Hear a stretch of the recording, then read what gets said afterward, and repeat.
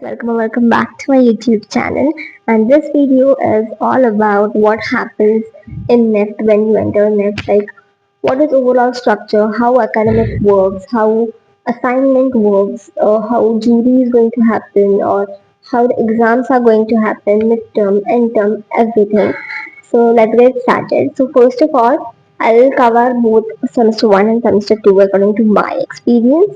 In semester 1, you have a very basic subjects like drawing, digital design and communication, material studies, fashion basics, everything which is basic to learn in a design school. And in second year, then you have a little bit upper level of the same subject, which will be digital design and communication too, communication and presentation, many other subjects, art design and aesthetic, which will help you to learn design and understand design more.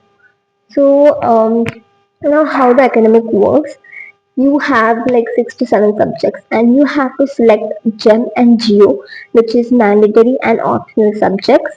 There are many subjects to choose from and you have to choose accordingly. It's first come first basis, so you have to be alert on the CMS, and you have to choose a subject and reserve your seat in it. So all the students have to do this because along with your regular subjects, you have to do this subject. अब इस subjects का lecture बस एक ही दिन होता है, Monday को जम होता है, ट्यूसडे को जी होता है और अल्टरनेट एनीथिंग कैन हैपन. सो या ये होता है जम और जियो में. आपको जम में 3 सब्जेक्ट्स होते हैं जो आपको कवर करने होते हैं over over the period of 4 years. एक होता है आई हैक, एक होता है क्रिएटिव थिंकिंग एंड एक होता है पर्सनल डेवलपमेंट. तो इन तीनों में से आपको एक पर सेमेस्टर चूज करना होता है और ये तीनों आपको हर एक एक सेमेस्टर में कंप्लीट करने होते हैं over over the period of 4 years. और जियो में आपके पास बहुत सारे ऑप्शंस हैं और आपको हर एक सेमेस्टर में एक एक जियो लेना पड़ता है.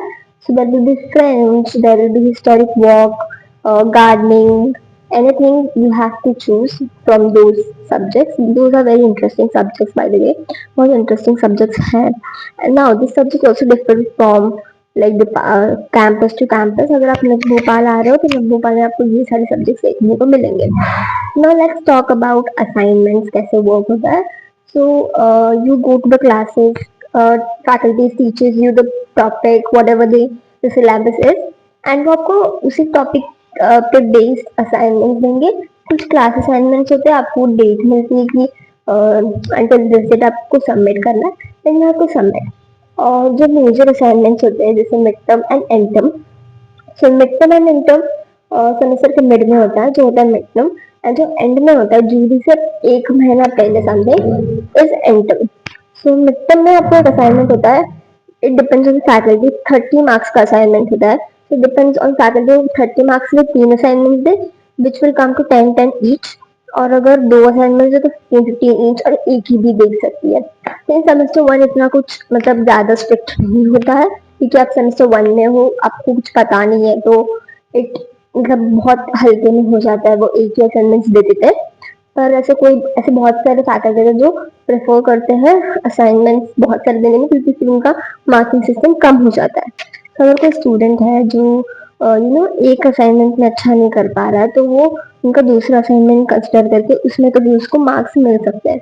सो ऐसे बहुत सारे फैकल्टी का अलग अलग क्राइटेरिया होता है, तो also depend on faculty. So mid term and end term हर एक सब्जेक्ट का अलग अलग होता है.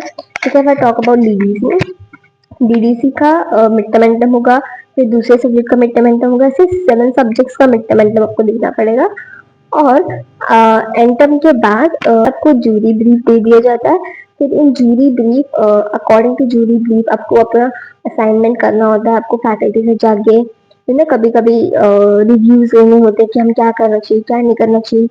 जूरी में मोस्टली पहले आपका जो कॉन्सेप्ट होता है, आपका अगर प्रोडक्ट बनाना है, कुछ भी बनाना है, आपको जाके पहले कंसेप्ट को अप्रूव करवाना पड़ता है, at least in second semester at least. कि अगर जूरी वूरी से आपको एक प्रोडक्ट बनाना है, तो आपको फैकल्टी को जाके बताना है कि मेरा ऐसा ऐसा कंसेप्ट है, तो what should I do.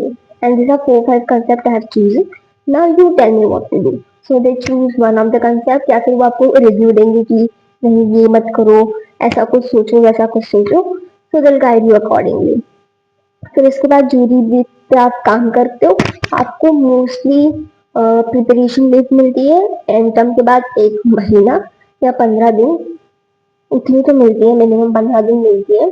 And you have to work on jury project. One subject have one jury project, so you have to work on 7 different jury projects, and then on the day of jury you have to display it in the jury. अगर अब jury में क्या होता है कि हमारा first semester में एक ही दिन पे सारे सब्जेक्ट्स हो गए थे, पर सेकंड सेम में वी हैड 2 डेज का 2 सब्जेक्ट का 1 डे पे जूरी. तो फर्स्ट ईयर में हमें 2 टेबल दिए थे, 2 बोर्ड दिए थे. अगर आपका कुछ प्रिंटेबल्स है जो आपको पिन अप करना है तो आप वो पिन बोर्ड पे कर सकते हो, और जो रखना है प्रोडक्ट करके तो आप टेबल पे रख सकते हो. So I share a video और photo if I have from my first sem of jury, and second sem का भी मैं शेयर कर दूंगी. पर सेकंड सेम में क्या था कि 2 सब्जेक्ट पर डे थे, तो सारे सब्जेक्ट एक दिन नहीं थे. और जूरी में क्या होता है कि एक एक्सटर्नल आता है, पर सब्जेक्ट का होता है ये, एक एक्सटर्नल, एक इंटरनल और एक सब्जेक्ट फैकल्टी, ऐसे 3 फैकल्टीज आती है.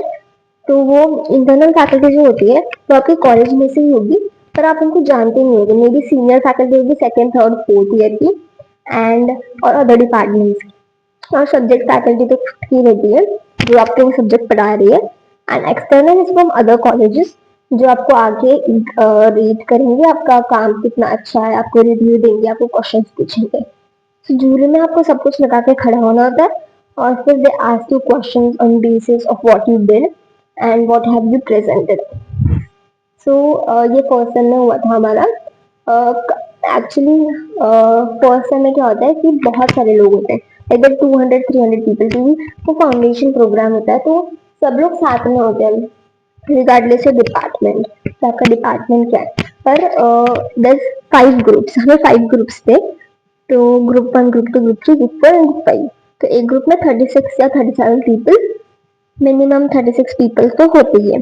तो इसमें हर एक ग्रुप का एक दिन हुआ था, and it was day wise की फ्राइडे को ग्रुप 1 एंड मंडे को ग्रुप 2 ऐसे करके. एंड वैसे होता, पर उसके हिसाब से फैकल्टीज भी चेंज होते, सबको अलग अलग फैकल्टीज होती है. तो वो बहुत इशू हो गया था पिछली बार की एक ग्रुप को बहुत स्ट्रिक्ट फैकल्टी आई थी और हमारे ग्रुप को बहुत थोड़ी सी लीनियंट फैकल्टी आई थी. तो वो हुआ था. बट सेकेंड सेमेस्टर में ऐसा नहीं हुआ था क्योंकि सारे ग्रुप्स का एक साथ था, पर 2-2 सब्जेक्ट्स थे. तो मतलब आज अगर डीडीसी और डीएफ का था, डिजाइन फंडामेंटल का, तो उसके लिए डीएफ के लिए अलग फैकल्टी था, डिजाइन फंडामेंटल के अलग फैकल्टी. इससे क्या हुआ था कि इवेल्युएशन बहुत अच्छी से डीपली और बहुत डिटेल्ड हुआ था कि क्वेश्चन भी पूछने थे, तो उनके पास बहुत टाइम था. तो जूरी के टाइम आपका कॉलेज नहीं होता है, जूरी जूरी होती है 10 से 5:30 बजे तक. तो बीच में एक्सटर्नल फैकल्टीज आके तुम्हें रीड करके चली जाती है. सो आफ्टर एवरीथिंग 5:30 के बाद आप अपना सामान रैप अप करके फिर अगले दिन की जूरी के लिए प्रिपेयर हो सकते हो. So I think that's all how academics of NIFT works. Mid term end term jury बहुत आसानी से सब कुछ फ्लो फ्लो में हो जाता है, और जैसे आपको सिखाते हैं वैसे आपको करना पड़ता है. सो देयर इज नो ये कि मैं कैसे करूंगी क्या करूंगी, फैकल्टी आपको गाइड कर देंगे. सो अगर आपके पास और कुछ क्वेरी हो तो do comment down in the comment section. I'll try to resolve it or I'll make a video on it. So that's it. Stay tuned.